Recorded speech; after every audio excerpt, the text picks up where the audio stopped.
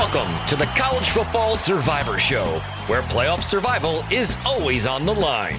Here's Shehan Jeyarajah and Bobak Hayeri. All right, welcome back, everybody. This is the College Football Survivor Show.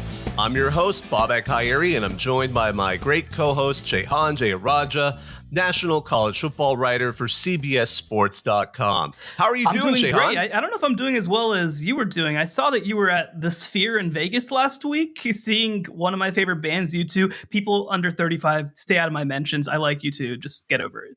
Yeah, I was actually in the younger side. I'm 44, and I think part of the reason is the tickets are crazy expensive for that venue. But and I'm not even a big U2 fan. I just thought if you're going to see a band, see it in a really cool venue, especially as an architecture nut, that Sphere has had my attention, and it surpassed them. The exterior is really nuts to see it. I mean, I think a lot of people have seen clips of it on social media. And it's neat to see how that giant LED screen works. But on the inside, first of all, it's 16K, which I didn't even know was possible for resolution. But when you walk in, it looks like a giant concrete wall. And it's a believable concrete wall, unless you look at the very, very, very edge that where it comes to actually meet a real wall. Then you start to notice, okay, I can tell there's a slight difference. But just looking at this massive screen, you believe it. The show is great. I think they use the full ability of the screen for about a third of it because a lot of those people are spending a lot of money to see, Bono, The Edge and company. So they turn a lot of the screen into just sort of like a really big video screen at a stadium for most of the concert. And they do a tremendous job. And that screen is so sharp. It is unreal. But man, when they use that space, that screen, it is to its full potential. What struck me the most, at the end of towards the end of the performance, they try to show a scene outdoors, and it lights up. The lights are so bright, you feel like you're outdoors. I actually turn and look at the crowd, and you realize it's completely like you're an outdoor. You're completely outdoors, and it's that really struck me. I kind of want to see. The thing is, then you start wondering, like, what could you stage in there? College football obviously wouldn't work; it's too small. A basketball game could work because they have a huge floor. There's a lot of standing room around that stage. Or like pro wrestling would fit perfectly because the stage is basically a squared circle. There's some really interesting stuff you could do there. So if you're in town, I mean, I'm going to probably go back to Vegas with my kids because I like going. To me, it's a kid's paradise outside of the gambling, obviously. I'm going to take them and maybe go to the video they do on off nights where it's like, instead it's just like video of what they can do with that screen. So sorry to go off on that, but I mean, it was the reason I was in Vegas last week. And if you're into that stuff or you're into U2, oh man, you can't miss it. That was absolutely nuts. I mean, hell, they should put the College Football National Championship up on there with like a special camera, some weird camera ball, right, so that right it feels from like Carson you're Beck's in the game helmet. Maybe you just get to see his view the whole time. No. Oh yeah, because so you're thinking Jordan's going to be in that. All right, that's a safe bet right now, right? We'll obviously get to that. I will say I've never been to Vegas before, actually. So yeah, I know. What? Well, you're from Southern California, right? It's a pretty easy trip for you. Yeah, no, I grew up 4 hours away, so it was like the cabin for my family. Off to Vegas because my wife is from the Bay, so from California as well. But like, I didn't really notice until I married somebody from the West Coast that like being in the middle of the country in Dallas, you just kind of always go east. You just always go more towards the New York, the DC, the Disney World, for example. And so it's been really fun to go back that other direction, but still haven't done Vegas. I don't know if I make Bobak money to be able to go and see the Sphere and see U2, but no. It would be... Well, I was about to say, you got to go cover the Pac-12 title game or, the next, I'm really looking forward to the Las Vegas kickoff at the beginning of next season, because that's going to be, well, now there's no Alex Grinch. Well, we can talk about that just lightly in past, but it's going to be USC LSU. So we'll get to see two teams that are known for offense, but not necessarily defense. Of course, we'll probably see a slightly different lineup altogether. But I haven't been to Allegiant yet, and I've heard from the folks I've known who've covered games there that is absolutely a delight, both as a fan, but also in the press box. So they've done a good job. No, it sounds like an incredible trip. I hope I get the chance to go. Going into what's going on this past week, it was an exciting weekend. And I think top to bottom, it's been unanimous that was a very enjoyable college football slate with some upsets, as well as some just great games, even if the favorite team won. So going into this, Should we jump right into the chopping block, or did you want to talk about some of these teams that and the games they've had? Or should we just jump into who do we think maybe has played their way out of our discussion on the island of the Survivor show? Start with the chopping block. But while we do that, let's go ahead and start. We have 3 teams that we put on the block. 2 from the Big 12, Oklahoma and Texas, and 1 pretty much from the Big 12, Missouri. And let's start talking about Oklahoma first. So Oklahoma, all they have to do to probably make the college football playoff is not mess it up. And they go on the road to a rivalry that they have dominated for all of recorded history, and they lose the last one. And Oklahoma State gets to walk off the field playing "We Are Never Getting Back Together" by Taylor Swift. That was crazy. Glorious. I mean, it's an eternal scoreboard, right? Like, they don't have to schedule this game ever again if they don't want to. That would have been really funny if Gundy declared, that's it. We retire as reigning champions, But yeah, Ollie Gordon, he's an absolute phenomenon for the Cowboys and to the detriment of Oklahoma. To be fair, I think all of us wondered going into this game, given all the stakes, given how storybook it would have been for the Cowboys, and it certainly was. All those fans on the field, just everything they had dreamed it would be as an ending came to pass, and Oklahoma just could not get it done. And they're coming off that stinger of a loss to Kansas the previous week, making them look mortal.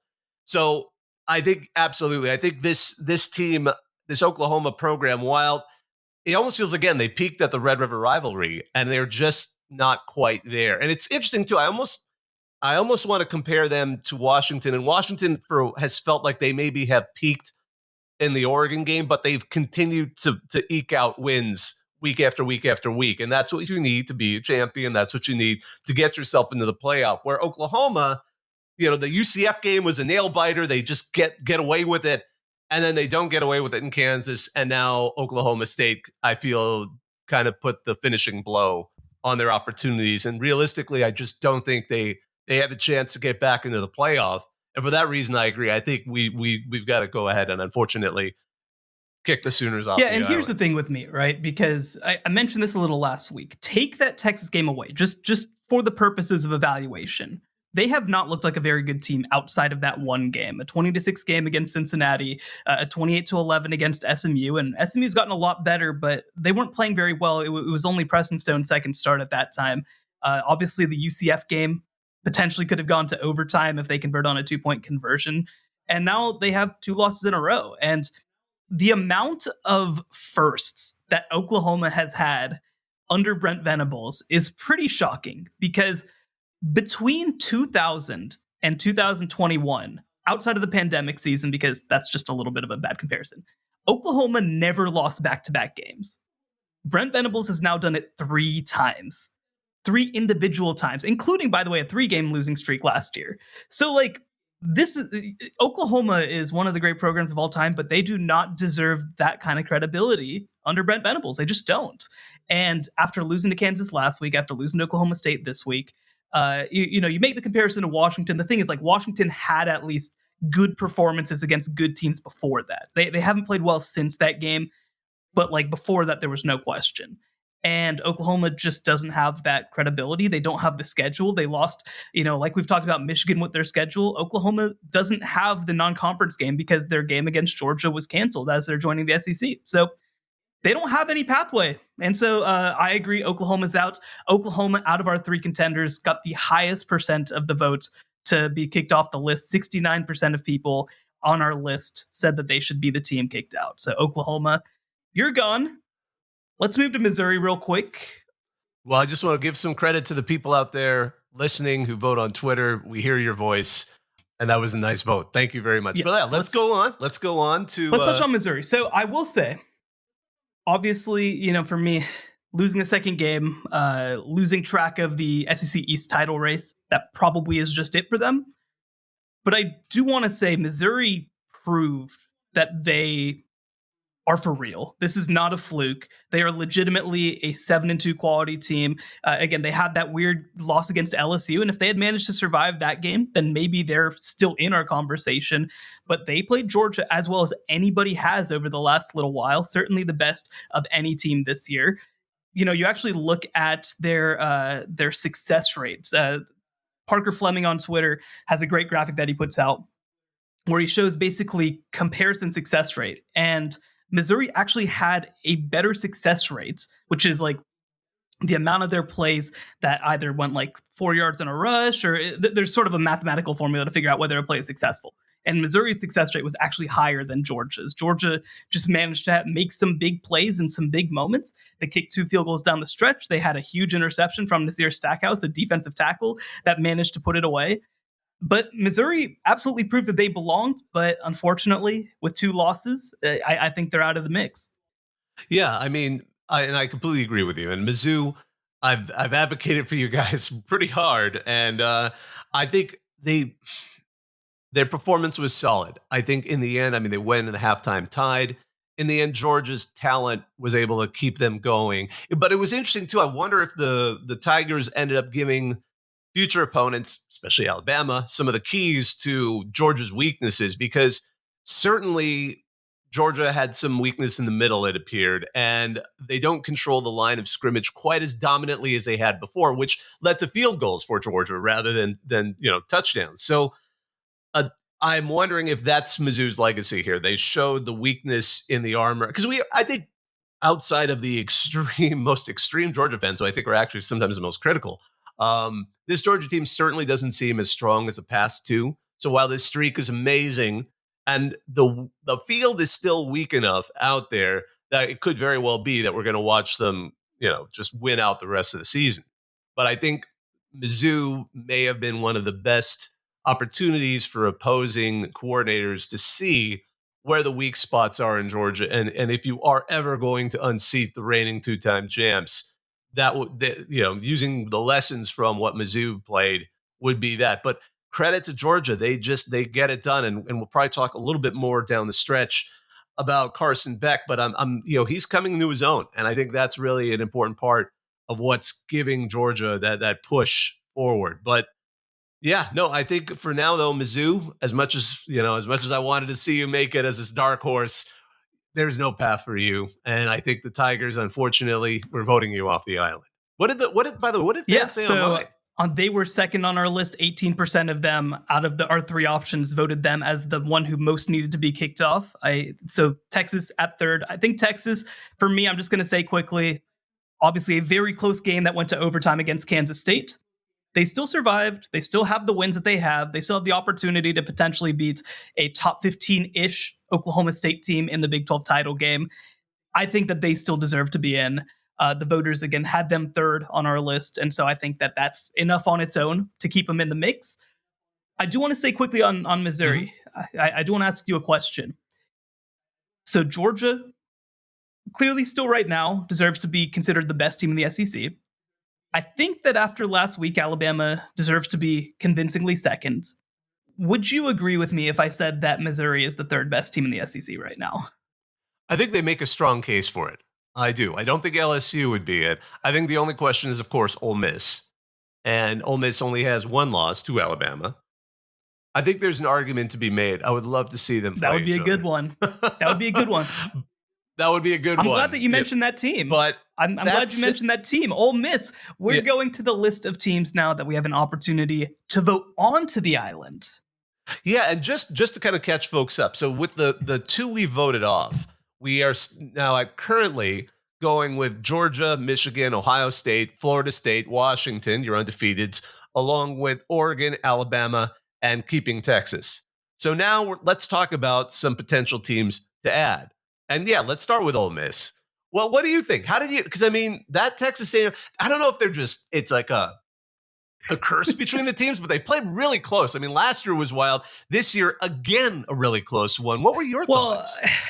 Ole Miss, I think that after watching that game, I said in our Slack group for CBS Sports, I think that Ole Miss might be college football's Mendoza line, where if you beat them, then you're probably good. And if you lose to them, you're probably not that good. And I feel pretty good about it right now, right? You have that line where LSU, of course, loses to them. I don't think that they're that great. Texas A&M is so close to that line, but is on the wrong side of it. Alabama easily put them away. They're going to play Georgia this week, which is going to be a huge game. And we'll obviously see which side Georgia sits on. But I mean, again, I brought it up before. Heading into this year, Lane Kiffin was 1-19 against Power 5 teams that would finish with at least 9 wins. And I think we might be pretty close to keeping that as well. And the question for me, because here's the reality. It's week 11 that we're heading into, and Ole Miss is an 8-1 team. They're playing Georgia this week. So the pathway for them is upsetting Georgia, Alabama making the playoff after beating Georgia, and then getting in as a second team. I don't think that that's ridiculous. I mean, obviously the idea of Ole Miss beating Georgia is tough. That's the hard part. But I don't think it's a ridiculous assertion to say that Ole Miss could end up 11-1 and have a really good case again, and especially if their only loss is to an Alabama team that might be in the playoff. Yeah, I think Ole Miss certainly needs help, as you pointed out. My only concern is, again, looking last year, I think Ole Miss fans remember they started 8-1 last season and finished 8-5. So, at this point, we'll see how the cookie crumbles. I think this Georgia game, the Bulldogs are going to be the favored program. I mean, I know all the hype's going to be there. If I were to pick, I would go with Georgia, and I would go with Georgia probably turning into beast mode, just like they have this season anytime they've faced a ranked contender. My concern would be how badly does Ole Miss go, if they lose, how badly they look afterwards. And do we see them kind of fall apart in the end of the season? Now, all that said, they look different this year. They certainly can finish games. That's a striking thing. I mean, they've had comebacks in, I believe, 4 or 5 of their games this season, including against Texas A&M. So this feels like a different team overall. But it is funny. I love that idea of the Mendoza line. Are they really that? Is that their lot right now in life? Are they still the team you test to see, can you play up to that? Now I'm wondering if Penn State is the Big Ten version of that. But are they? Is that their lot in life? And I'm not entirely sure. But yeah. It's so funny too, because after Georgia, they should win out, right? I mean, they've got ULM and then they've got Mississippi State. Those are very winnable games, especially Mississippi State. Don't lose to Zach Arnett, man. Don't do it. Yeah. Oh my gosh. But I'm really curious to see how they do at Georgia. Because I mean, part of the problem is too, this is going to be, people are going to want to compare with Alabama. Like, how does Georgia look against Ole Miss like Alabama did against Ole Miss? And that's going to be a big one too, win or lose. I mean, obviously, if Ole Miss wins, suddenly everyone's going to be like, see, we knew Georgia wasn't the same Georgia, blah, blah, blah, blah, blah. But if Ole Miss is close and makes it close, then I think that's going to raise eyebrows in and of its own right. And of course, then if Georgia simply rolls, who knows? I mean, I'm fascinated by Ole Miss right now. I mean, it has been interesting. Again, I know I've mentioned it in previous weeks, but Quinshon Judkins has kind of come back to kind of hitting a level of where he was before. He had 3 touchdowns, ran for over 100 yards. He's looking good. And I think that defense, again, did well. I mean, they were able to pick off Max Johnson in the end zone. That was a really big play in such a tight game. And, they blocked a field goal. So there's so much going on there that's, I think, different about this Ole Miss team that I think, certainly earns consideration because they could be included in the college football playoff conversation. But also just overall, it seems to be a better team than in the past. So where do you stand? Do you think that Ole Miss should be voted into our college football playoff contenders? Yes, I'm willing to say so, only because they do have a plausible chance to get in. Our voters were not as nice. 60% voted no on Ole Miss making it into the field. Look, I am very split on this one. It's a 3-point win over Texas A&M at home, a 7-point win against Auburn on the road, a 7-point win against Arkansas at home, a 6-point win over LSU that they really maybe should have lost, a Tulane game that was really, really close, and I'm very high on Tulane. That's not an issue, but it's a close game. Their only real convincing win this year is against Vanderbilt. And I mean, honestly, maybe that Georgia Tech game is like their second most convincing game that they've played this year. But here's the reality, too. Georgia Tech is looking better. This is Georgia Tech is looking better this year. They're on a 2-game winning streak. They weren't looking all that good. That's the issue. Yeah. I'm going to vote yes. But again, they have as tough a pathway as anyone right now in college football because they have to go on the road and beat Georgia. And then they have to hope that, well, I mean, I guess the reality is, right, no matter who wins between Alabama and Georgia, they're probably going to be next in line at 11-1. But it's a tough path, man. It's a tough path to go on the road and beat the Dogs. Nobody's done it since 2020. So I'm going to say yes, but this might be a 1-week respite inside our college football playoff race. Yeah, I think this could be a one and done. This could be a one and done for the Rebels. So bask in it. Enjoy your time on the island. Can never take you for granted. Okay, we're going to move on. Another big game this week. Penn State playing against Michigan. So Penn State, obviously, their highs have been great. I mean, again, like you said, they're the Big Ten's Mendoza line potentially. These are some kind of similar programs right now, but they got pretty outclassed by Ohio State. Obviously, they haven't played well against Michigan the past couple of years. Again, the pathway is simple. They have to beat Michigan, and that's it. They just have to beat the team that's played better than anybody else in the country this year. And the other part that you have to weigh with that is this a team that seriously has any possibility of doing that with what they've done so far this year? I do like what they've done since that Ohio State game. They finally let Drew Allar air things out just a little bit, and it turned out it was pretty helpful. You look last week, I mean, look, the reality is that Maryland is collapsing, but to beat them on the road 51-15 the way that they did, that's not nothing. It definitely isn't nothing. And the other thing, too, is, certainly we'll get into a Michigan conversation. And actually, our next episode is probably going to have a lot of Michigan whenever we get a chance to talk about it. But we don't really know what Michigan is at this point because they haven't played anybody. And so I think for those reasons, I'm going to vote yes. I'm going to put Penn State back on our list. It might be another one and done along with Ole Miss, but I do think that they deserve to be there heading into this week. Yeah, I think my thoughts on Penn State tend to go with the fact that, yes, they had a scare with Indiana last week, or I should say the weekend before this past week.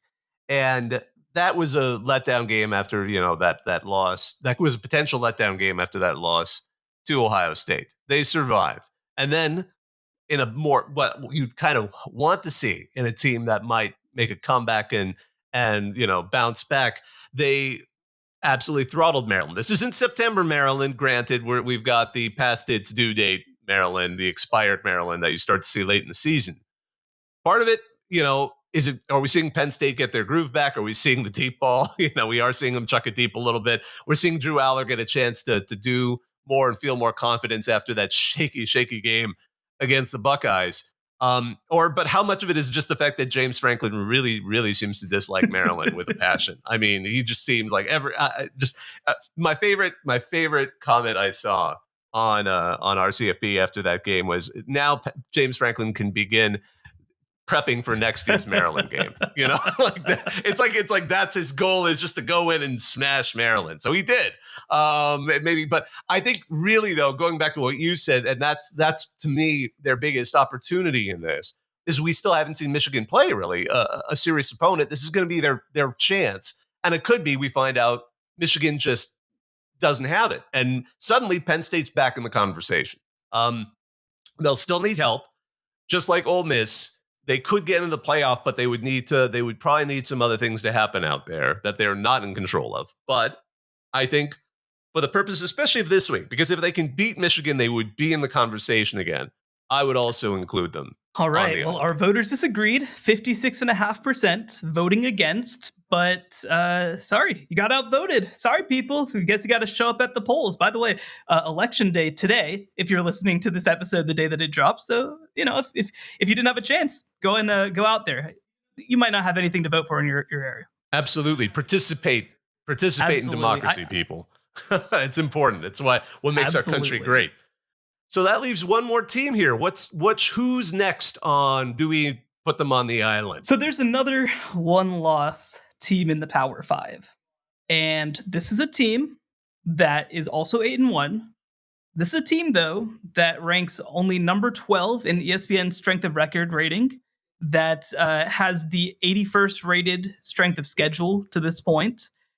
They have a really bad loss against Pitt on the road, but they have some good wins also, Notre Dame and Duke among them.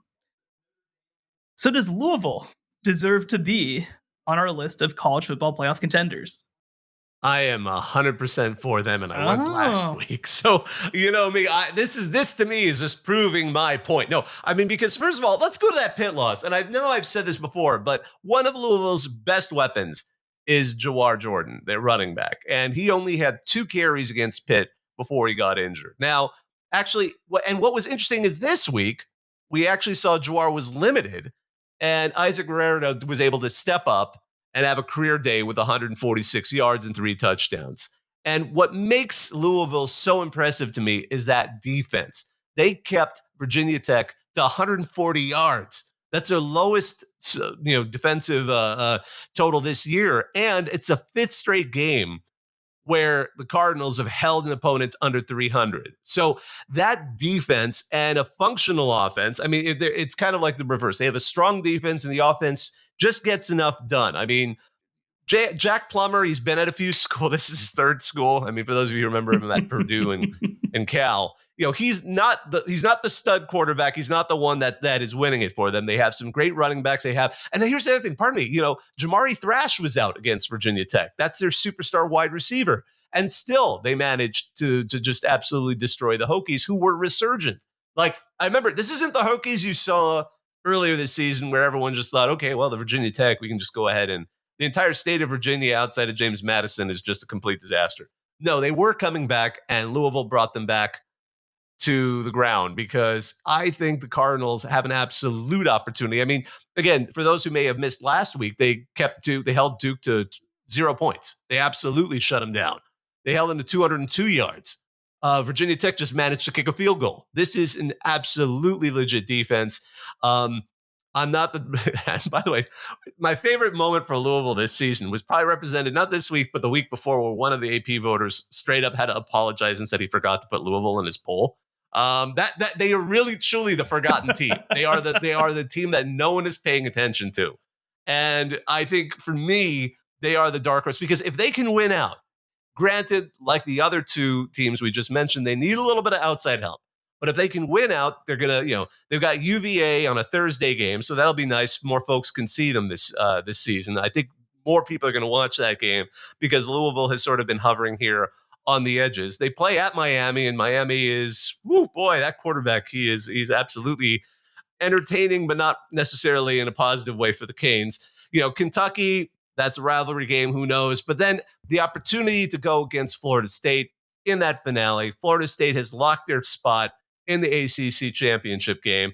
I think if they can go through that with a little bit of help, suddenly Louisville is your dark horse this season. I mean, especially of the candidates we've just discussed, they would be the biggest surprise, mostly because of how low they're ranked. And I'm a little surprised by the AP ranking for them. I mean, I know you went over some of the stats, but I mean, to me, the Pitt loss isn't totally inexplicable to me. When you lose someone and you have that shaky game, that sometimes happens. But I think Louisville really deserves it, and they deserve consideration.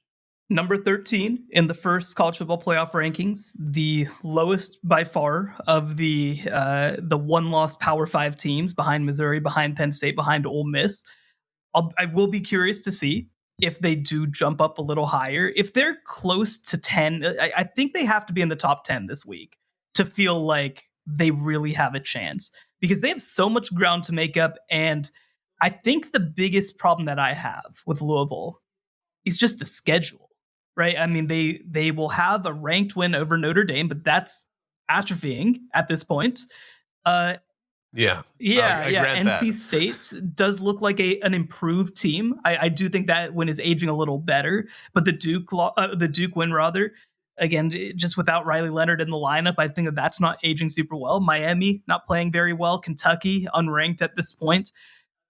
So the question is, like, I think it is absolutely on the table for them to go 12-1 and potentially to win the ACC and beat Florida State. I think that's absolutely possible. But would that even be enough? I think that that's the big question heading into this matchup or heading into the home stretch. I'm going to say no, but the voters showed up. 65% said yes to Louisville making the list. And guess what? Louisville, you made it. You're in.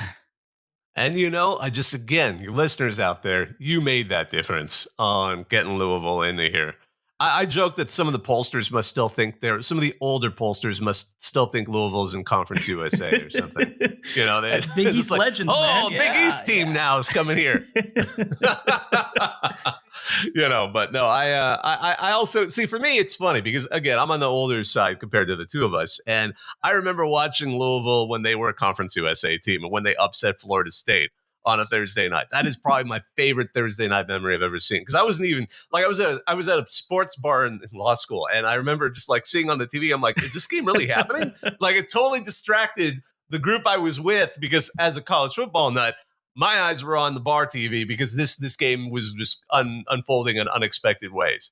So now those conference mates may face each other, and here we are all these years later, and it looks like they may be the ones that play each other in the ACC title game. All right, so it looks like we put 3 new teams on here. So looking at the rankings we have right now, not necessarily in the order we're ranking them, but our current list is Michigan, Georgia, Ohio State, Florida State, Washington, Oregon, Alabama, Texas, Ole Miss, Louisville, and Penn State. So there we are. Those are our members on the island. I think that's our longest list we've had yet this season, which is impressive. Who knows? The island grew. I think these, quite realistically, at this stage of the season, are the teams that have any shot at making it into the playoff. It would take insane levels of chaos to see another team work their way on there.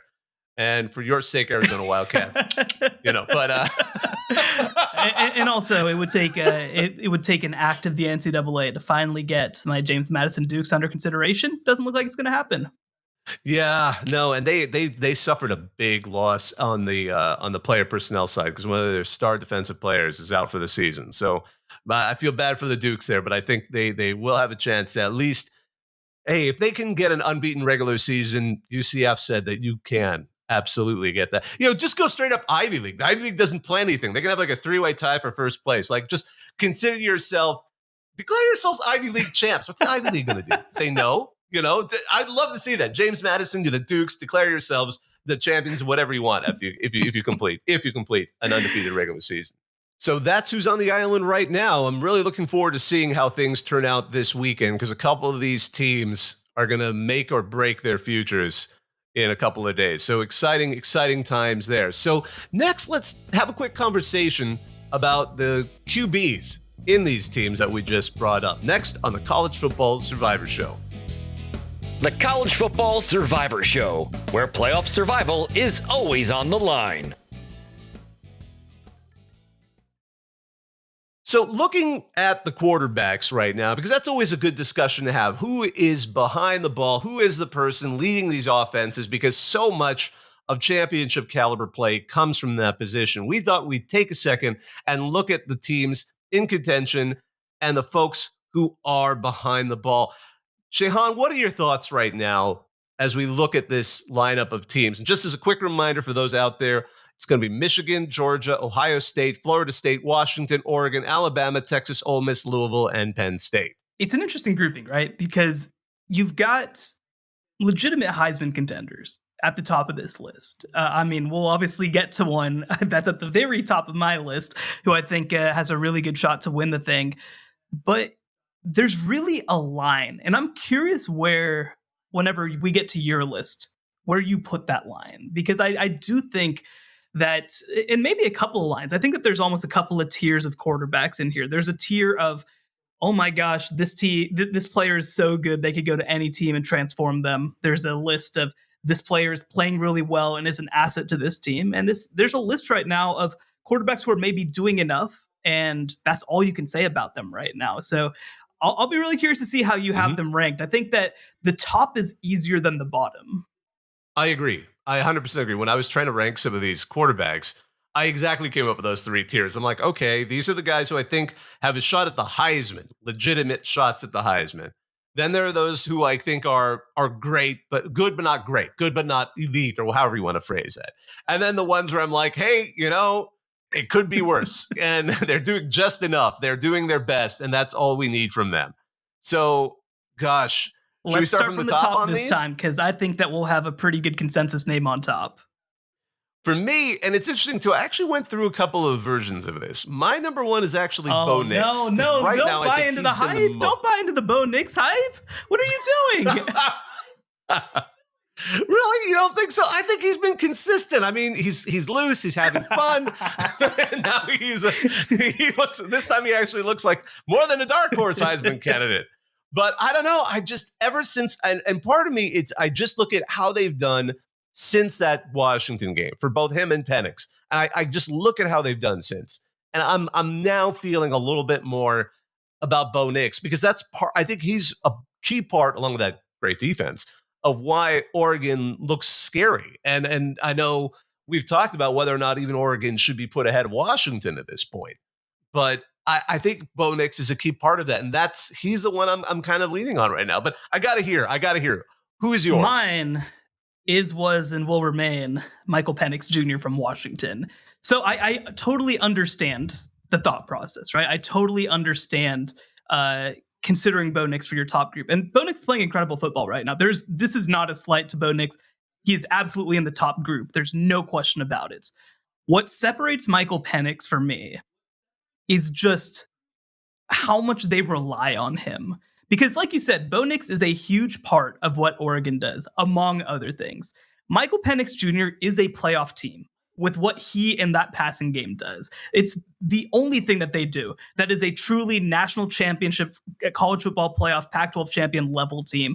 And they right now are in a position to finish the year undefeated and go to the college football playoff and potentially win that thing. And so I just look at the amount of I don't want to call it help because I don't want that to sound like a negative, and Michael Penix Jr. has incredible receivers. But if Bo Nix doesn't have things going, he can lean on the run game. He can lean on the defense. He can lean on the short passing game. If Michael Penix Jr. doesn't have it going, they play a 15-7 game against Arizona State. That's just the reality. And Michael Penix hasn't been his best self over the past couple of weeks. I'd be curious. I don't want to speak too much on speculation. I'd be curious if he's dealing with something nagging. It just feels like he hasn't been 100% himself, but he's still been really good over the last few weeks. And I think that, the one thing I am encouraged about is I do think that some of Washington's other units have started to step up to help a little bit.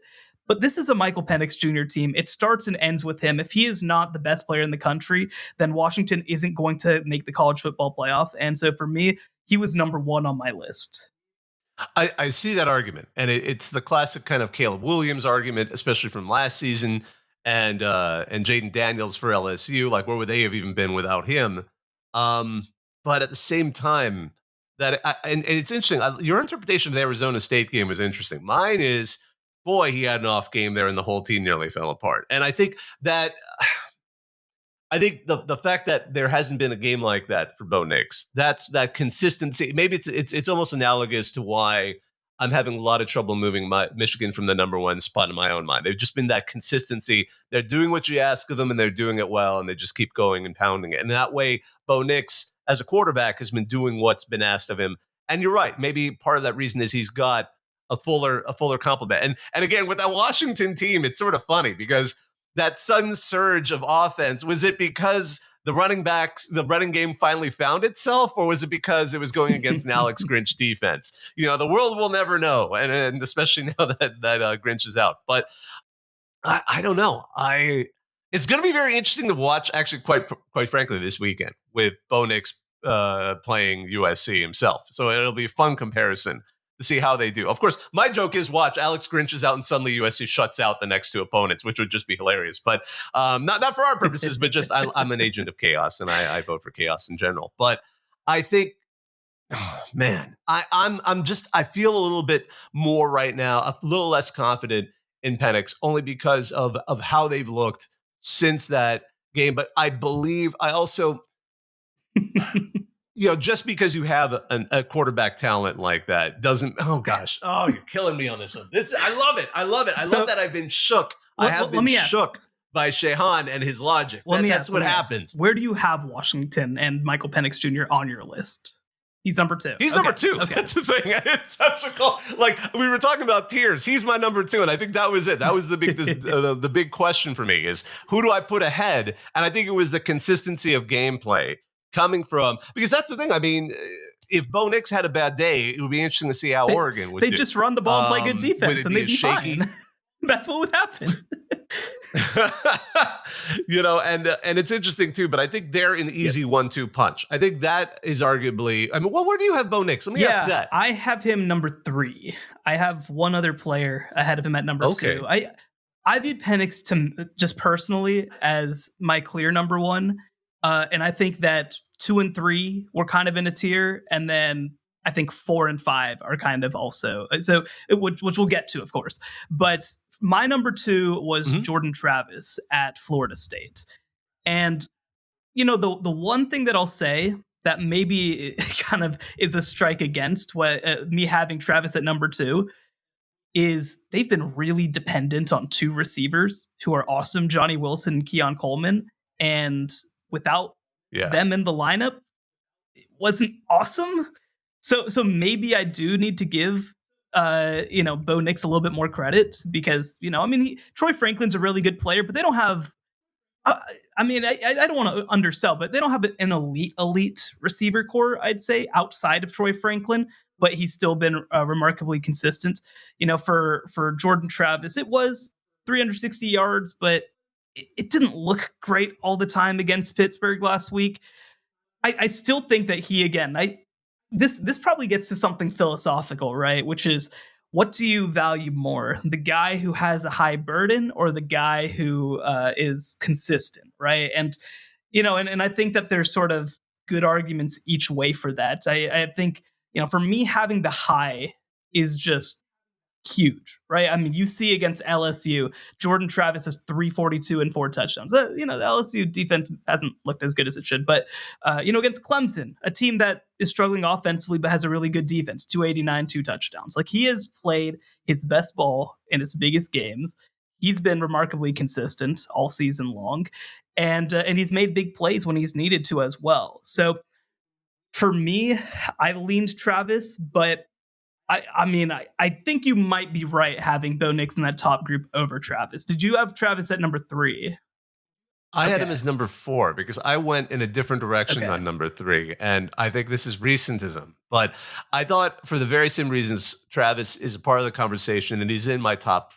In my mind, as I was kind of creating this, my top 5 are people who I could see invited to New York. That's kind of how I place them all. And maybe even my top 6. So, but let's step back there for a second.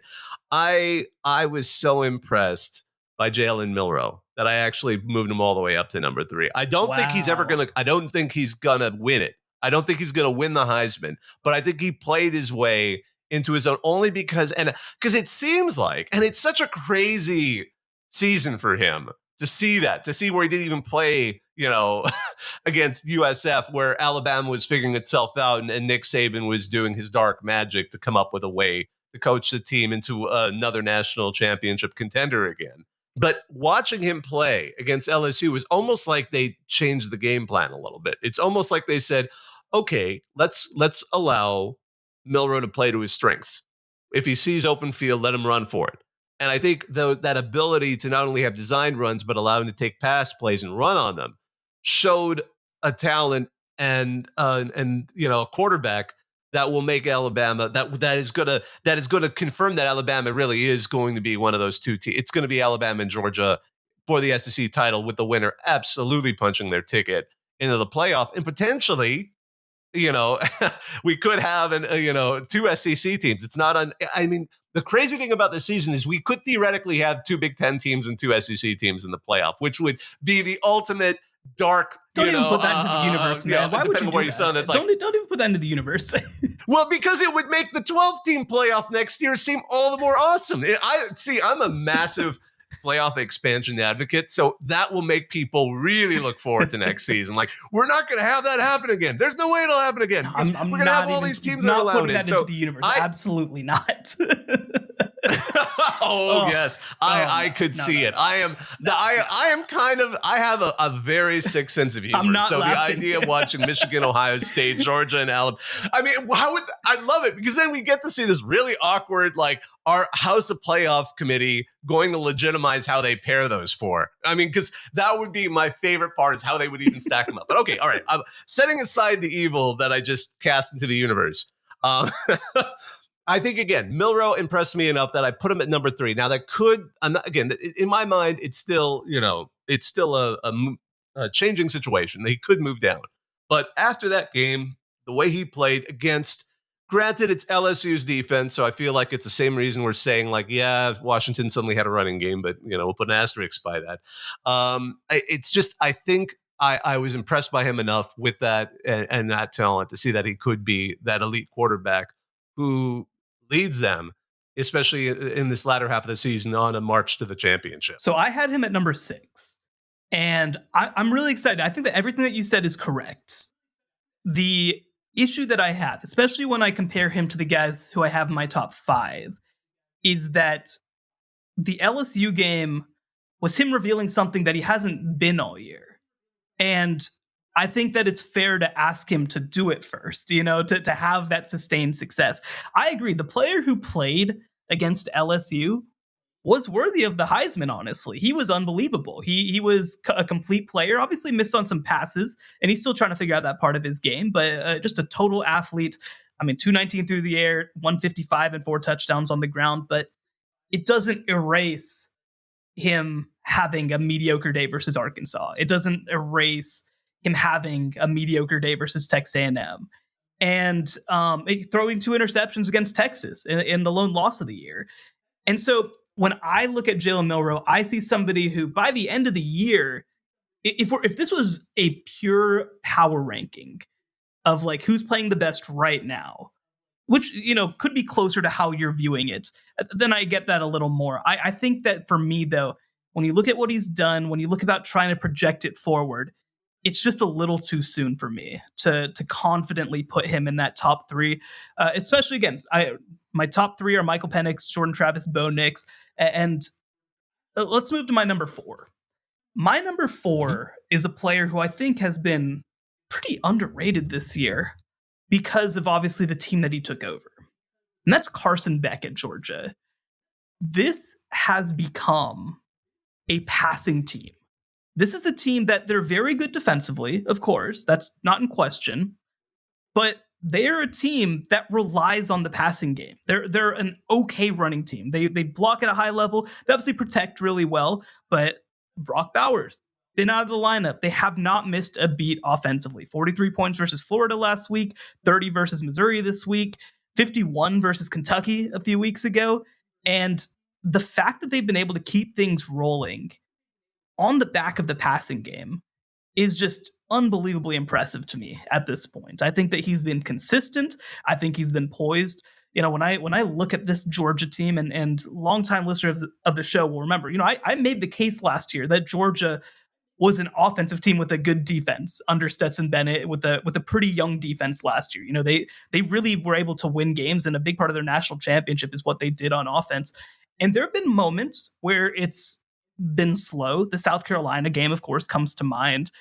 But it's been Carson Beck who's gotten them out of those moments and out of those situations. He's completing 72% of his passes. It's been consistent. It's been great. I think that he's been everything that they've needed for him to be. And when I look at them again, the way that they pulled away from Missouri this past weekend, obviously, is a big part of this. The way that they dominated Florida was a big part of this.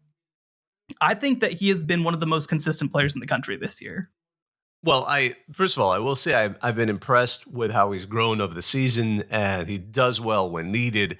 I'm finding, and I agree, it's been interesting to see how the Bulldogs have been able to keep up even after losing Bowers. I think that was at the time it seemed like a huge loss, particularly because of some of those shaky games they were having. But suddenly, it seems like they've just reloaded. And I think that is a bit of where I'm falling myself into being a little more hesitant to put him as high up on the list. I actually put him all the way down at number 8 because I thought a lot of what we're seeing from Georgia is just the sheer talent level, the plug and play. Like they bring in such talent that these receivers and the tight ends are able to just step up and be there where they're needed. And someone who is more than competent, like he isn't. I wouldn't say he's just functional. I think I was worried that's where he was earlier in the season. I'm like, okay, you just need to keep this machine moving. Just kind of don't mess up, minimize mistakes, and just be a decent quarterback. I think he's gone a little bit beyond that. I feel he's gone out of that tier in my head. And he's kind of in that middle tier of quarterbacks who are doing good, but they're not quite at that great level. So I think what I agree with what you're seeing, but for me, the success that Georgia is seeing is coming from just the sheer recruiting ability of Georgia, and that's something that Kirby Smart's absolutely built based off of what he saw when he was under Saban. So I think I'm crediting more the talent around him than his own talent, but I'm not saying he's not a good quarterback. I think we're seeing somebody develop over this season, and yeah, that's interesting. And it's striking too because we really went different on that. I saw him as a number 8, and you were much higher on him. That's interesting. I'll say is that Georgia is number 48 in rushing offense, and they are number 6 in passing offense. And yes, they're doing it with good players, but receiver is not their best talent group, right? I mean, Dominic Lovett, they had to get a transfer in from Missouri. He's played really well. Lad McConkey missed a bunch of games at the beginning of the year. He's kind of been asked to carry this unit at times. Like, they are not super elite at that position. The place where they're super elite is in the trenches, of course, on defense, and honestly at running back. But they haven't been an awesome running team. They've been a good enough running team that I think has leaned on their passing game to make things happen. So I personally think he deserves a little more respect than that, but let's go ahead and move on. Who is so right now you have Bo Nix, Michael Penix, Jalen Milroe, Jordan Travis as your top 4. Who's your number 5? Okay. JJ McCarthy. That's exactly where I have him, by the way. He has been. Yeah. It's funny because that's sort of where he exists this college football season. Dang, Michigan's continually doing fine, and he's doing good as a quarterback. And you feel like, all right, as a whole, you have to give the quarterback some strong credit for the success of the offense, and they keep putting up a good amount of points. And the defense, other than that late touchdown by Purdue, is keeping defenses below 10.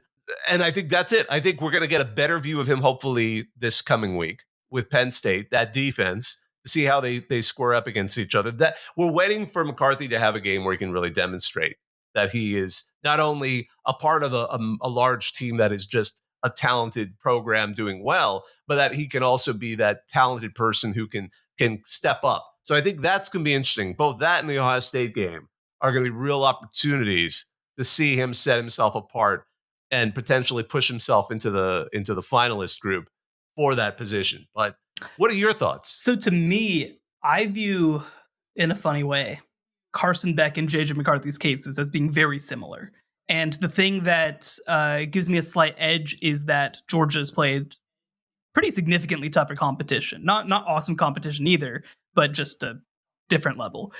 And so in a funny way, too, I make the comparison also to Michigan's running game. Michigan's running game was supposed to be the thing that carried this team, and they kind of haven't been very good this year. They're number 50 in the country. Donovan Edwards only averaging 3.1 yards per carry. I don't think that this is the kind of Michigan offensive line that we saw the last 2 years. It's a good unit, definitely a good unit. I don't want to overstate it, but they have actually relied on JJ McCarthy to do a lot of their heavy lifting during this run. He's averaging over 10 yards per pass attempt, 18 touchdowns, 3 interceptions. He hasn't really made any mistakes to this point. The question is, too, of course, he hasn't had to do anything that would cause him to make mistakes. So I just struggle to really evaluate him, and we'll get a chance to do that this week against Penn State, of course. Jim Harbaugh said this is probably the best quarterback who's ever played at Michigan. He's going to be an all-time legend, all this sort of stuff.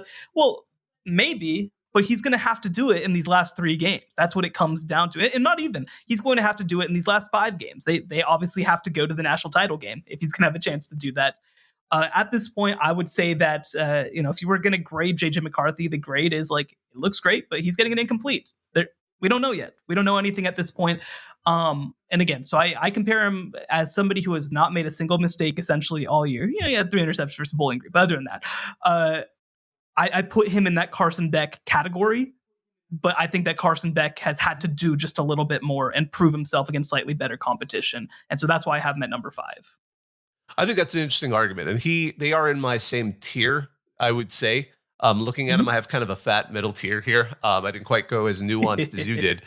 But and my number 6 falls into that category too, although he's probably got the biggest asterisk because of an injury, Sure. and that's Quinn Ewers at Texas. He's my number 6. And if he comes back healthy, that's going to be a bit of an if, because I mean, that was not a good injury to have your AC joint. And it ruined his season last year. Yeah, and it feels like they need him this year because Malik Murphy, he's got talent, he's got raw ability, but he keeps making errors that, especially that K-State game. I mean, he had 1 interception, but he also had like a couple of K-State players drop his pass, So, I mean, it feels like they're playing with a little bit, Texas is playing with a little bit of fire. They have so much talent there. I mean, they're so physical, but again, they need that experienced person behind the ball. And Ewers, I know they say he's week to week, and you always worry, are they going to rush him maybe too fast? Doesn't heal right, and then he has an unfortunate game where a letdown game. But I feel he is a valuable, and I think part of the reason I also ranked him a little bit lower was because Texas has still been managing in the last couple of games without him. That's part of it. The talent around the quarterback position is strong enough that they can stay in games and they can win games. And that's why I didn't necessarily push him any higher than number 6. But there's an asterisk on that because if he comes back and is shaky, and I hate, to me, gosh, you go back to 2007 and that Oregon quarterback, his name just slipped my mind. Yes, I watched that Arizona game where he got injured. I watched it, and I remember to watch a team go in a completely different direction after one play. That was striking because they were on their way to winning the Pac-12. The Pac-10 both those days. They were on their way to winning the Pac-10. I mean, I was in Autzen when USC played them. I watched them beat the Trojans and rush the field and all that excitement. And then to just see that, I was like, oh, what a letdown. What a letdown. And that, to me, that was an example of a guy who deserved the Heisman because the moment he was injured, that team fell off the rails. I mean, the moment they went from being a national title contender to not being anything. That, to me, is where the Heisman really should prove your value. But Quinn Ewers, not quite that level, which is good for Texas. And again, we hope to see him come back, and we hope to see him play at full strength. So I'm right about in the same boat with you. I have Quinn Ewers at number 7. I also kind of combine Ewers / the Texas quarterback situation with Malik Murphy in there as well. The thing that I have to say about Texas quarterbacks and about this Texas offense in general is that I feel like they're asking their quarterbacks to do too much. I don't understand. And this has been a recurring theme under Steve Sarkisian at Texas, where they don't just give the ball to their best players, which is their running backs. Their running backs have been really, really good. Jonathan Brooks, CJ Baxter. Like, I was watching that game and I'm like, man, Kansas State better be thrilled every single time that they try to throw it instead of handing the ball to CJ Baxter. He averaged 9 yards per carry. I don't know why they didn't do it more. And I actually think that, so for me, and there's been a lot of Quinn Ewers conversation on this podcast over the past couple of years. I mean, I am so high on his talent and I'm so low on how consistently he's performed. I mean, people don't realize in the last 6 games of the year last year, he only completed 50% of his passes. And obviously, he had issues with that shoulder that he was trying to get over a little bit. He's been more consistent this year, but there were still moments, right? The 2 interceptions against Oklahoma in a lot of ways cost them the game. He hasn't been precise in the red zone before the injury as well. So I don't know. I can't put him, I don't want to say close to that top group, but the talent is clearly there. So to me, I have him kind of in that Jalen Milroe group in terms of guys with a lot of potential, but where we're still kind of just waiting to see it all come together. Do we think we're going to see him this week? Because, I mean, TCU is not last year's TCU. You need a get-right game. I mean, I'm curious to see how Stark handles it. No. Yeah. So what we heard this week was that Steve Sarkisian told reporters that Quinn Ewers has moved from week to week to day. So I think that there's a pretty good chance that we get maybe a half of Quinn Ewers this upcoming week, and that'll set up a pretty big game, like not a joke, against Iowa State in 2 weeks. That has major Big 12 title implications. They're going on the road. It's going to be a night game. It's the last time that they'll ever play Iowa State. And I do think that they need Quinn Ewers to be right against a pretty good Iowa State defense. So I think that we'll get a little bit of him this week, but I would not try to leave him out there too long if you're able to put this one away. Yeah, I agree. The last thing you want to do is see it rush too fast and move from there. My number 7 is Jackson Dart.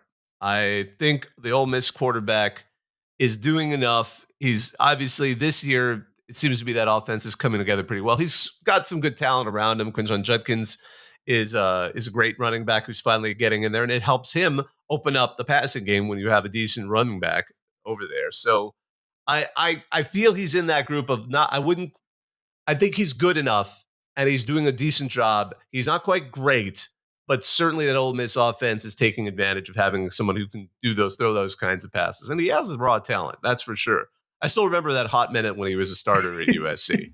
But so now we are now. I mean, and Lane Kiffin seems to like using a good quarterback. So that's where I put him. Yeah, How about you? I basically have him next on my list as well. I'm at number 8. I do remember actually when he transferred from USC, and people were like, "This is the number 1 transfer quarterback in the country," and I'm like, "What are you talking about?"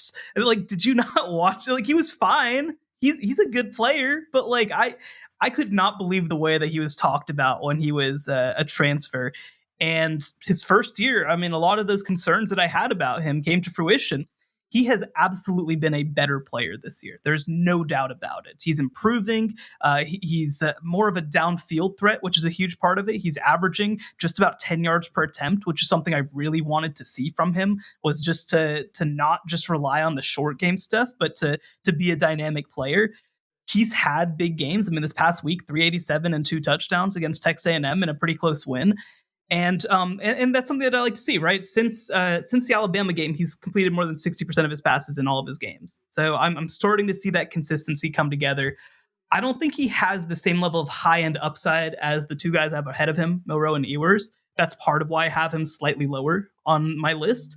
But he's a talented player. He's absolutely not a liability in any way at this point. And I'm curious to see him play against Georgia this upcoming week, because Georgia obviously a really good secondary. There's no question about that. Against Alabama, he was all right, but 244 pass yards on 35 attempts, not ideal. I'd like to see them maybe use him in the run game a little bit, get him on the move. And if he has a good game, I mean, I certainly don't think that Ole Miss is going to beat Georgia, but I do think that if he has a good game, you know, I'll feel really good about where they're at quarterback wise. I'm going to move to number 9 on my list. And this is where I get to right now, my bottom tier. Me too. I'm going to go with Drew Allar from Penn State as me my too. number 9. So I think that, well, okay, let me ask this first. So we have 11 quarterbacks on the list. Is Jack Plummer your number 11? Yes. Yeah, absolutely. So, just to touch on him for a second, he has been good enough. He has done what Louisville's needed him to do. Not a whole lot more. Their offense is certainly more of a liability than their defense is. Their defense has been really good, keyed by a number of transfers. I expect this Louisville offense heading forward is going to be in really great shape. They've got a talented quarterback, Pierce Clarkson, who was recruited by Scott Satterfield, who ended up sticking around for Jeff Brom, and I think he's going to do great things. But this was a transition year for Louisville, and I think the quarterback situation is a reflection of that. And they've overperformed. So credit to them, man. They continued to do it. Yeah, exactly. Brom's doing great. That's all I got to say. So let's get to this Big Ten conversation. So Drew Allar 9, Kyle McCord 10. Yeah, because we know exactly. It's going to be Drew Allar and Kyle McCord. So, here we are. Obviously, Kyle McCord won the head-to-head game against them. I think that everybody walked away from that game saying, oh, one of these teams has Marvin Harrison Jr. and the other one does not. And that's exactly kind of the whole deal at this point. You know, look, both of these players have had some nice games. I think Allar's been a little more consistent as a passer outside of that Ohio State game. We've started to see them uncork it a little bit more with him. He's got a 20-1 touchdown interception ratio, which is fantastic. He's done a good job managing games. I think he has been a very consistent game manager. And in the moments where he struggled, it's been when his offense just can't hang. And I think that the other part of it too that you have to point to is you watch some of these clips of him dropping back and his receivers just like aren't getting open. Like it is on him. I do want to be clear. Drew Allar is not yet who we think he can be. But I don't know that I can expect a whole lot better from him, too, as a first-year quarterback with what they're giving him out there. The struggles blocking outside of Olufashanu, and pass protection. I don't know how much more I can expect. I can tell you how much more I can expect from Ohio State's offense and Kyle McCord. Now, he was never in year one going to be CJ Stroud or Justin Fields. That's just not a fair thing to ask of him. But he has been, frankly, bad in high leverage situations. He stares down Marvin Harrison Jr., who obviously is the best player in the country right now, but like that is a huge advantage, and you can't just stare him down when you're trying to get him open. You look outside of Marvin Harrison, they still have a lot of talented players out there. Carnell Tate was a 5-star kid. Julian Fleming has been in and out of the lineup, but still really talented. They should get, I believe maybe this week they did get Emeka Egbuka back, and so that obviously can help a little bit. He completed 73% of his passes this week. But they have given him so much help, so much talent on the outside. And I do also want to say, like, their offensive line is not ready yet. They still are having issues at tackle, but the troubles that he's had in some of these games, the Penn State, whatever, but the Rutgers game, the Wisconsin game, the Notre Dame game that they should have lost, even if you want to go look back at the Indiana game early in the year, like they are winning despite him right now. He has been a liability for them to this point, and I don't want to like overstate or overreact, but I think that, how many quarterbacks are there in the country right now who, if you replace them in Kyle McCord's spot, would have the same record, right? It's a lot of them. It's a lot of quarterbacks. It's like 40 quarterbacks at this point. And Ohio State is just a place where I think it's fair to expect a little better than that. And again, there are no questions other than being pressured. That's certainly something that is a little new because they lost their bookend tackles last year. But it's just not good enough in a system that's quarterback friendly, with receivers that are elite, with the running back situation that, when Travion Henderson is there, is really good. This has been a defensive team with that's trying to have an offense that's good enough. And when you have Marvin Harrison Jr., like, come on, man, that can't happen. I think you've hit exactly what I was thinking there, because when I was comparing those two, and it's funny, we both ranked the identical bottom three. That I thought was amazing. But I think with Drew Allar, I just see more upside to his ability. I think with this coming into this year, last year I remember with Sean Clifford, there was a question, would Drew Allar end up becoming the starter? And they ended up just sticking with Clifford. But I think this was the year where everyone expected a lot out of Drew Allar, and being his first year as a starter just was not quite coming together, but there was that upside. He certainly has the talent. And I think generally just, against that Ohio State defense, he also just had a bad day. He had a mentally off day, which happens. They're young people. If we want to talk about it, not to belabor it, but I still remember Caleb Williams leaving the field against Washington and jumping into the stands to hug his mom. And while he was sobbing, these guys are young. They're passionate. They're still full of emotions. They're not quite pros yet. And I think with Allar, I see that ability, and I'm giving him the benefit of the doubt. And maybe I've just drank a little bit of the Kool-Aid hearing from Penn State fans of how he was going to be the next big thing. But with McCord, it's just been, I think exactly, he's been a little bit more of a liability than quite filling the role. And maybe that's where it gets into an interesting question between him and Plummer. With Plummer, it's just like he's just not messing it up. Like, let him. I wouldn't go that far. I wouldn't go that run the far. ball. Yeah, but but at the same time, I think you're right. I think with Marvin Harrison, it's hard to, and with just, the talent across the board he has to toss to, he's taking more advantage of that. And that's I think one we can both agree with compared to like our debate over Carson Beck. I think we're there. It's like, it's just, I think it's more if he's relying around the talent around him and you think he's stepping up as a quarterback. I think both of us agree with Kyle McCord, at least at this point. It seems like what success he's getting is from the fact that he's throwing to some of these people that are on the other side. I think that's a good list. I think, this, I don't want to take too much time, but it's fascinating to see how we both broke this down. So for me, I put Bo Nix, Michael Penix, I was Jalen Milroe, Jordan Travis, JJ McCarthy, Quinn Ewers, Jackson Dart, Carson Beck, and then, Drew Allar, Kyle McCord, and Plummer. And yours, Yeah. Let's go over yours. Tell us yours Michael one more time. Penix at number 1, Jordan Travis 2, Bo Nix, Carson Beck, JJ McCarthy, round out my top 5. Then Jalen Milroe, Quinn Ewers, Jackson Dart, Drew Allar, Kyle McCord, and rounding it out with Jack Plummer. I do want to ask real quick, because usually we do prepare just for whatever could happen. Where would you have had Dylan Gabriel on this list? That's a great question. I'm not sure. I would have probably put him in the middle tier, but towards the bottom at this point, only because he's doing fine. I don't think he's terrible. I don't think he's quite. I mean, all these quarterbacks are solid. I don't want to say like he's not as bad as blah blah blah. I mean, that would be extreme. But I am not quite as high on him as some of those out there, especially after the 2 losses that the team suffered. I mean, to be fair, they put a little bit too much on his shoulders, I thought. I mean, especially with Kansas. Now, if he'd gone through and led the Sooners to the victory at the end, that might have changed my mind a little bit. But I think he's good, but he's not quite the greatness where you're expecting it. Oh, here he goes. Watch him lead the team to a victory on his own. He had that opportunity, and unfortunately he fell short. I would have probably had him between Quinn Ewers and Jackson Dart. And I think the really interesting one, though, too, is Brady Cook, because Brady Cook from Missouri, obviously having, I think, a tremendous year. He was disrespected, man, coming into the year. He was so disrespected. I probably would have him right this moment between Jalen Milroe and Quinn Ewers. I think that he's been that good this year. But unfortunately, those 2 teams no longer exist to us. The Big 8 is dead. We don't care about it anymore. And so those are our lists. Absolutely. Now, and just one last shout out, Michael Pratt. You're the reason why. One of the big reasons why Tulane is now the leading G5 candidate after that loss by Air Force. And Kazan Salter at Liberty. We wish we could talk about you, but that record, that schedule. It's like bad. Michigan level. It's crazy.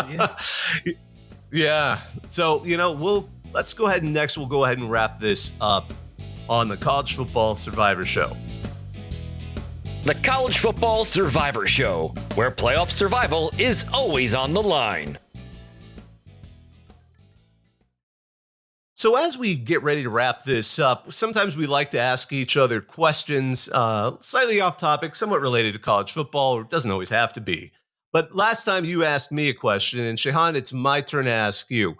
What would you say is your favorite college football fight song? Yeah, it's a great question. So it's a difficult question. So the one that I've probably heard the most, and I mean this in the most literal sense of the word, growing up down here, is Boomer Sooner, because they play it 87 times a game. It is not my favorite on the list, not whatsoever. I actually, and I'm not just saying this, I really like USC's fight song. I think that it's a really, really good one. Oh my goodness. And I love it because you must know what our actual fight song is. Because a lot of people will go like, this is the only song we know. And I'm like, that's not the fight song. That's what they purposely play that one rhythm over and over and over again. It sounds annoying to everyone but us, but we kind of like it. It's our this Hollywood Roman song. The funny thing is, one of our songs, Conquest, was actually written for a Hollywood movie. And it won an Oscar. And then the guy actually wrote a permission for USC to use it. And that's Conquest. But Fight On, which is a song you're probably talking about. Yeah, it's a catchy one. It's a good one. I obviously I have a soft spot for it as someone who went to USC for their undergraduate. I have a soft spot for the Minnesota Rouser too, but grad school's not quite the same. But by the way, I just have to say, I remember when this person tracked this on Reddit and on Twitter. Back in 2016, there was an Oklahoma band member who actually did track how many times they played Boomer Sooner in the season, including rehearsals, 924 Seems times. Low. Seems low. That's a level of insanity. I don't know how many bands did that. And hey, for any of you band members out there, college band members, or just passionate fans who go to every home game or maybe every game if possible, track how many, if there is a song like that for your team. take the time to do that. People will be curious. You will get traction on social media because some of these are absolutely fascinating. Like, I'd love to know how often Tennessee so plays much. Rocky Top. They're the, I mean, who wouldn't want to know that? They're the SEC East version of Boomer Sooner, man. I remember back in 2016, I worked for a site called SEC Country. This was my first time like really, really getting into the weeds of watching and covering the SEC. And I could not believe during Tennessee games how much they played that damn song. It is so much. And then on top of it, to make it worse, right? Especially when you're watching it on TV, all their commercials for the University of Tennessee also have Rocky Top in it. And so it's just over and over again. It's an assault on the senses.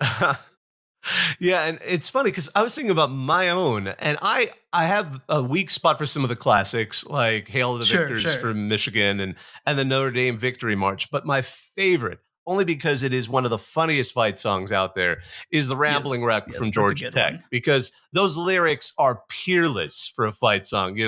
Any song that talks about being a hell of an engineer and then repeating it relentlessly. Hell of an engineer. And then, talking about drinking whiskey clear, making rum with a giant bell. I mean, that is the fight song you listen to when you want to party. That is absolutely, rambling, gambling, hell of an engineer. It is the college experience, I guess, distilled. We're talking about whiskey, right? Distilled into a delightful song. And that is probably my favorite part of Georgia Tech's traditions right there. That song is delight. I recommend all of you listen to it. I don't want to sing it too carefully because I'm always wary of copyright.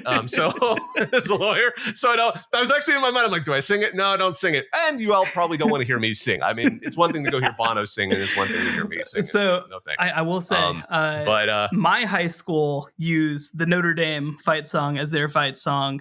And my wife's high school in California used the Oregon fight song as their fight song. So, some pretty good ones. For those of you out there, if you get a chance, look up the clip from the Disney Robin Hood film, where at one point they're like, I can't remember, they're doing something to punk the sheriff of Nottingham. But the thing is, they play this medley of music, and at one point looks like they're playing football, and they do a medley of the USC fight song and the Wisconsin. They kind of, the song blurs one to another. Wisconsin. So it's in a Disney movie that they did this. And you can find it on YouTube and things. So look that up. But if you're really into college football fight songs, it's a funny one to hear and spot that out. And also, On Wisconsin also ended up in a Beach Boys song as well, about being, representing your colors or representing your school. I think that's what they said, representing your colors. That might be more of a Death Row record. But anyway, I think we've been on long enough. I'm afraid we're getting into the wacky zone here. So I'm going to slowly start wrapping this up here. But before I do, wait, Shehan, did what you are give your thoughts answer? as we head into this weekend? Yeah, it was Rambling Wreck of Georgia Tech. Yes, there you go. Yeah, absolutely, man. I will go to the, and to some lesser extent, there's some other good ones, but I don't want to go too obscure in like D3, like the St. Ole's, probably the Ole's of St. Olaf have a really wacky one where it's like, yeah. It's not even really lyrics to it. Man. They just kind of sound like there's no way that Minnesota's real, song, man. Right? Everything that I hear about Minnesota is crazy. Yeah, when you have schools that are all Lutheran schools, but they're historically separate because one was the Danish Lutherans, one was the Swedish Lutherans, and one was the Norwegian. We literally have a D3 school, Gustavus Adolphus, that's named after a Swedish king. And then the Norwegian president or whatever prime minister was in the state, and so he had to go visit St. Olaf because they're the Norwegian, Lutherans. They're talking to their base, Yeah, it's interesting up here, especially if you're from anywhere, like I came from California and then move up here, and it's like, wow, people really get into the nuances of some of these European backgrounds. I'm going to tell you that it's fascinating stuff. But but heading into this weekend, though, give us what's your thought? And actually, then pardon me, we're gonna have another show. I just remember that because Wednesday. I'm actually curious. What do you think?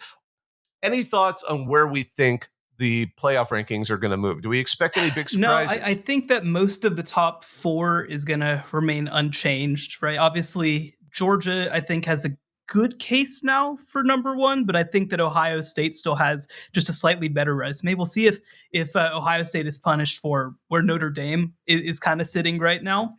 But I do think that it'll still be Ohio State at 1. I do think it'll still be Georgia at 2. But I've been surprised before. So we'll kind of also have to wait and see. I'm curious if there's a moment where Oregon finally makes the jump up ahead of Washington. I don't know if it'll happen this week, but it's certainly something I'm going to be watching. Yeah, I'd expect that more next week if we see how they play against USC. I'm also curious to see if we do see a 3-loss team pop in there. It's Arizona, man. It's coming, man. It's coming. I talked about them last week, but now they've won 3 ranked games in a row. The AP has put them in their poll. I could see them climbing up there and potentially, especially it's a great way to legitimize wins for several of these teams. So I think they're interesting. They're an interesting program to watch, especially in the second half of the season as they figured out their quarterback and they're doing a number on some of these opponents who are being surprised when they play the Wildcats, for sure. Well, I think that's a good spot to kind of wrap this up. I just wanted to thank all of you for listening. We both enjoy it. We both enjoy the fact that you vote in our Twitter polls and react to us there. But I also wanted to say, if you get a chance, be sure to like, rate, and subscribe us wherever you get your podcasts. But again, on Twitter or X or however you want to call it, you can find us at CFBSurvivorShow.com. I'm Bobak Hayeri. He's Shehan Jayaraja. You can find some of his writing over on CBSSports.com. This is a College Football Survivor Show. We'll talk to you in a couple of days. The College Football Survivor Show, where playoff survival is always on the line.